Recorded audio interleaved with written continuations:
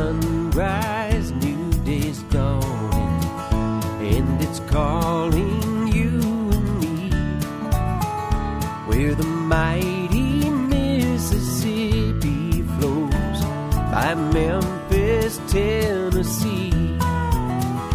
We've got woodlands, fields, and water.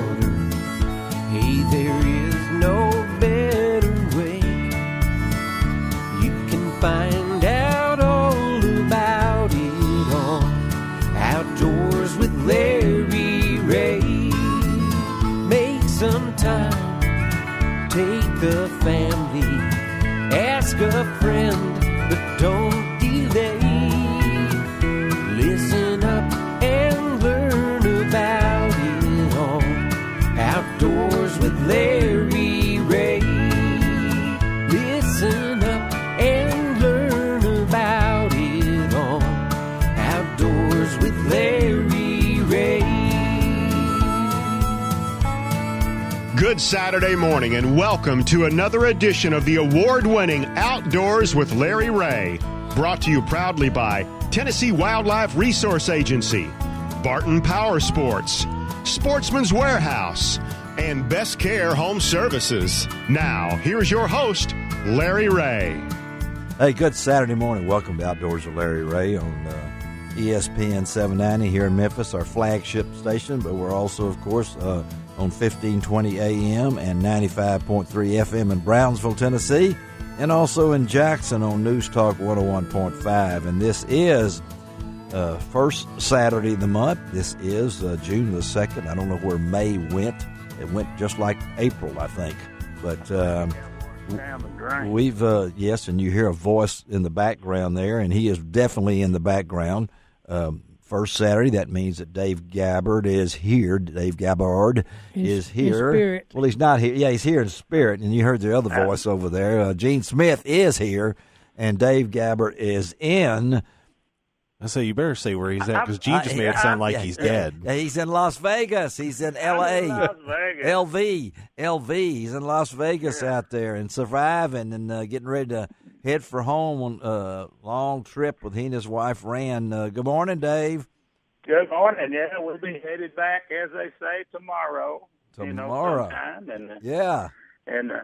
But out here in sunny Las Vegas, where I think yesterday it was 104, but like I always say, it's a dry heat. It's a dry heat. It's not bad. It's dry. I've heard that before. I've been there before, buddy, and I know that it's still hot. I mean, this you get your best rates for playing golf now. I mean, that's I mean, this is the bluebirds. The snowbirds have gone home, and they're back. And not far from where we're staying is one of these big it's got 4 tiers to it, a big driving, Really? Okay. Range and a fitting center, and then seen another big Tailor-made one just a little south of town where you can, they do a lot of golf out here. I know they do, and this being the first Saturday, Gene, I know that a lot of folks are thinking fishing rodeos and things along that line, and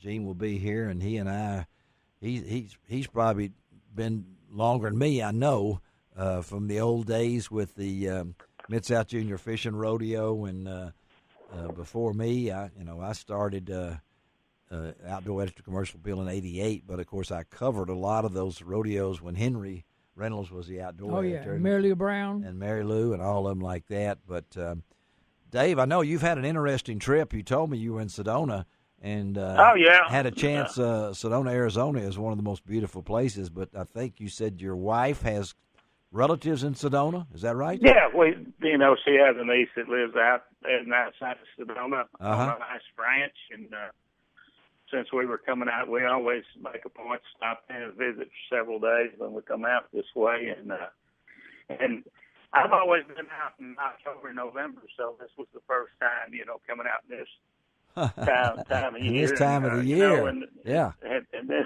and seeing, they grow a lot of fruit. They have vineyards and stuff, but it's been so dry out here. So naturally, they have water, so they irrigate and everything. So you've got lot of creatures, need the water. So did you say preachers? Did you say preachers no, or creatures? Okay, I thought you said preachers. Critters. Okay, but critters. No. Well, I thought you said preachers need a lot of water. They do too. But one afternoon I come out of one of the cabins we're staying in and look out there. So there's a nice big western diamondback rattler out there. A nice big western diamondback. Well, you tell he's friendly because he's wagging his tail. He was wagging. Yeah. Oh, there you go. And it's funny, the nickname for him out here is raccoon tail because if you ever see a picture of one, their back tail has got rings on it like a raccoon. Really? And so how far? How close were you?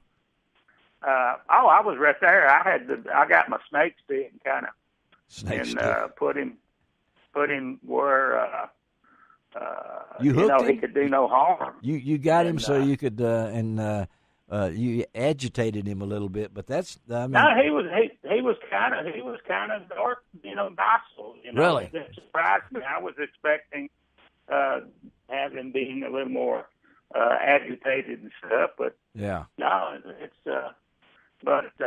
yeah. When I know he was 50 inches when I had him on the stick, I had him and I stretched him out and had my nephew. He had a tape measure. Oh boy! Oh, you measured it to make sure it was 15 inches in. Okay. Yeah, he was 50 inches. And 50 inches. But 50. 50. Almost 5 I thought foot. you said 15. 50. No, now, 50. Now, the time you get back, that snake's going to grow a lot. I can tell you that right now. But, By the time you come through Oklahoma, it's going to be up to 75 inches. I know. But my nephew, my wife's nephew, said, "Well, actually, the biggest one they've ever had to take care of on the ranch was right at 6 feet. So that would be, whoa." That's a big snake, and let's forget this subject now because okay, I'm already under the weather. If people want to know, my voice is about. But I have been keeping up, and I've noticed, on the agency website, we're at the commission meeting the other day. Couple of things they are going back to the 3-inch and below. Looks like. Amen. And then they approved 2 pieces of equipment. That. Some people were. I don't think it's. While people they shouldn't get upset about because there's be very few people using them. The blow gun. One of them. What is this? Air blow or whatever it is. One of them is an air bow, and that's only for people who will have some type of certified disability. Okay, the air bow. And okay. And it's a new air bow, and but those things, we're talking equipment. And the other thing is an air gun that you'll be able to big game hunt with during the gun season. But and I thought that was fascinating because, believe it or not, air guns. The first air gun invented, really, practical, was in 1779. Lewis and Clark carried them. Lewis yeah, and Clark? well, the guy, one of the guns that this guy invented, his name was Bartholomew Girardenty, if I get that right. If you say, I believe you. Yeah. Yeah, but Lewis and Clark purchased one for. St. Louis purchased it. So now we can shoot. We can shoot those, and also not only that, but now the hunting season is set for 2 years. And so we don't, and these guns that's on the market today, not everybody they are. I don't know anything very about them. Sophisticated and very expensive. Have you seen one? Yeah, Gene? the air tank weighs 75 pounds. That's the only thing about carrying it. But Gene's ready this morning, Dave. Gene's ready. But I thought the technology, back in the 1770s, the Austrian army used them from about 1780 to 1815. Where else would you learn this? Where else would you learn this kind of information on the radio? And it was said Napoleon's troops, that's when Napoleon was fighting. But they were definitely afraid because these guns had a range of 125 to 150 yards. Wow. Okay. And think about it. No smoke, no recoil. They don't know where they came from. Right. And no sound. Like a sniper. There's no sound. The ingenious thing about them, they were in the 40 calibers. Most literature I've seen say 46. But what was unique about them, they were the first really repeating rifle. Really? in military roost because they had a tubular magazine that held 20 lead balls. Wow. Oh my goodness! And now, so these guns now are going to be you can use them in deer season next year. I mean, this next season. Just for the gun, just through the firearm season. And these weapons you said are expensive. What are you talking about? Over $1,000. Over $1,000. Okay, that lets me out. Okay, so and they're in the fairly short range, so I don't see anybody really running out there to say, "Hey, no, I'm fixing to spend over $1,000 for a tool that will limit my 40 range." It's kind of like hunting with a handgun, really. Okay. You know? And these things are they available in stores? This kind of no.